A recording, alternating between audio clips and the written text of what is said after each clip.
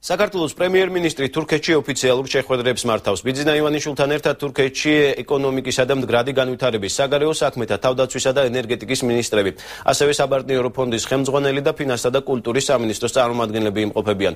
ქართული დელეგაციის ვიზიტს ნოდარ ჩაჩუა აშუქებს.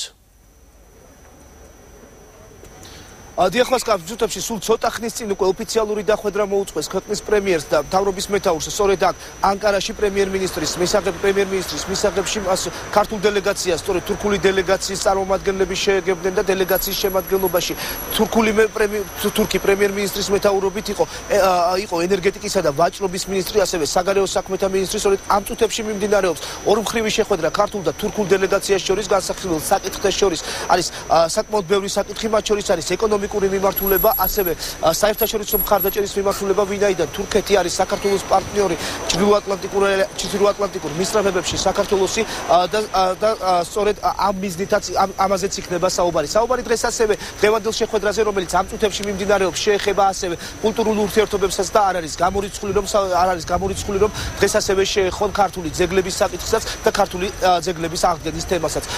შეხვედრის მანამდე კი პრემიერ-მინისტრთან ვიზიტამდე საქართველოს პრემიერ-მინისტრი იმყოფებოდა და შეხვედრა გამართა მან თურქეთის პრეზიდენტთან, მანამდე კი იმყოფებოდა თურქეთის მეჯლისში, სადაც მეჯლისის თავმჯდომარეს შეხვდა, ხოლო ვიზიტი დაიწყო, ვიზიტის არაოფიციალური ნაწილი დაიწყო მავზოლეუმთან მისვლით, სადაც პრემიერ-მინისტრმა ბიძინა ივანიშვილმა ათათურქის საფლავს პატივი მიაგო.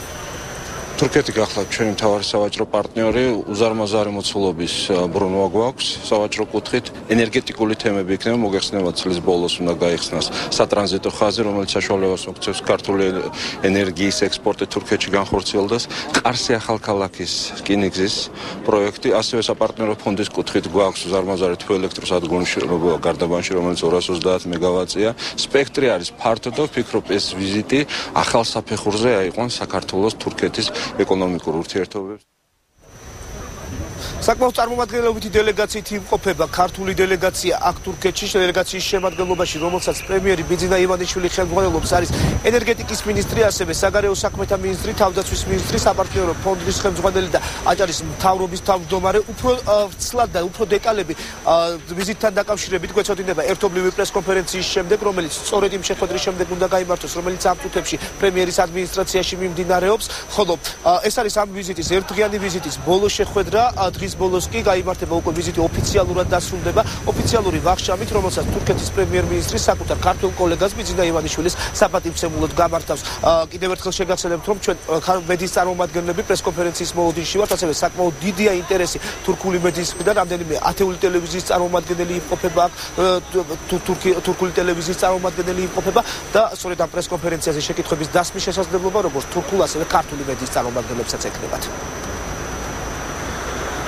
მადლობა, ნოდარ ჩაჩუა საუბრობდა პირდაპირ ეთერში თურქეთიდან.